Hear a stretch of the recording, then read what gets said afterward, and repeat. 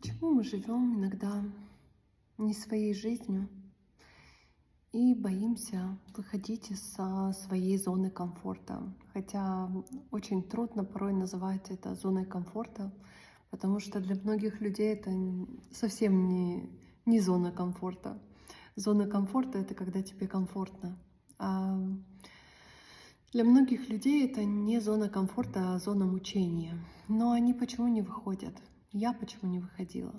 Я стала делать то, что я хочу, только вот сейчас, в 55 лет.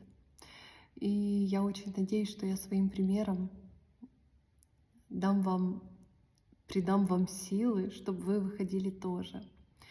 Знаете, не всегда легко начинать делать то, что ты никогда не делал. Но тебе хочется, ты чувствуешь, что это вот, что-то с этого может получиться. И ты начинаешь что-то делать, ты просто делаешь. И когда ты начинаешь делать, ты понимаешь, для чего это. Поэтому не бойтесь, берите с меня пример.